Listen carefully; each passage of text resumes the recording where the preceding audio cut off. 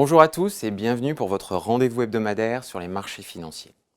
La réunion de la Fed était sans aucun doute le point d'orgue de la semaine, avec, dans une moindre mesure, le rapport NFP cet après-midi. Les investisseurs s'inquiètent toujours de la vitesse à laquelle la Fed est prête à relever son taux directeur à un niveau neutre, les marchés n'excluant pas désormais des hausses de 50 points de base à chaque réunion jusqu'en septembre. Sans surprise, mercredi, la Banque centrale américaine a relevé son principal taux directeur de 50 points de base, mais écarté le scénario d'un relèvement de 75 points de base en juin. Jérôme Powell a plutôt évoqué une hausse de 50 points de base en juin et en juillet. Du côté des indicateurs, le recul des ventes au détail en Allemagne illustre les pressions inflationnistes qui pèsent sur le pouvoir d'achat des ménages, un mouvement susceptible de se poursuivre avec les nouvelles sanctions européennes contre la Russie. Aux États-Unis, l'indice ISM non manufacturier, en dessous des attentes, illustre les difficultés d'approvisionnement et de recrutement. Les prix du pétrole se maintiennent sur des niveaux élevés suite à la proposition faite par Bruxelles d'un embargo sur le brut russe mis en œuvre progressivement d'ici la fin de l'année.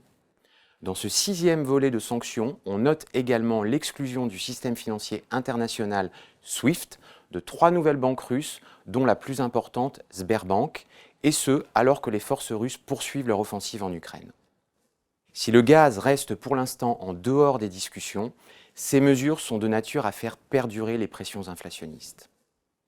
Sur le front des marchés, le rendement du 10 ans américain franchit le seuil symbolique des 3% pour la première fois depuis novembre 2018 à 3,08, entraînant dans son sillage les taux européens.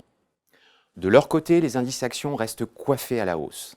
Ainsi, en nette hausse à l'ouverture jeudi, les marchés actions ont finalement retrouvé leur niveau de vendredi dernier, un mouvement provoqué en grande partie par la nouvelle flambée des taux.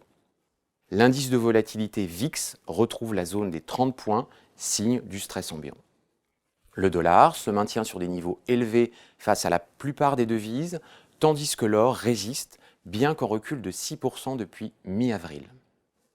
Côté secteur, l'énergie se tient bien en relatif, tandis que les ressources de base pâtissent de l'annonce de nouvelles mesures de restrictions sanitaires en Chine. Les secteurs liés à la consommation souffrent de la persistance des pressions inflationnistes, difficiles à répercuter dans les prix finaux. Au final, sur la semaine, les investisseurs n'auront gardé que la confirmation d'une normalisation à marche forcée des banques centrales, même si graduelle, alors que l'économie mondiale donne des signes de faiblesse et que l'inflation poursuit sa trajectoire haussière avec le choc d'offres en énergie et la poursuite des difficultés d'approvisionnement. Ainsi, la Banque d'Angleterre n'exclut pas une récession de son économie avec une inflation supérieure à 10% cette année. Bon week-end à tous et à la semaine prochaine.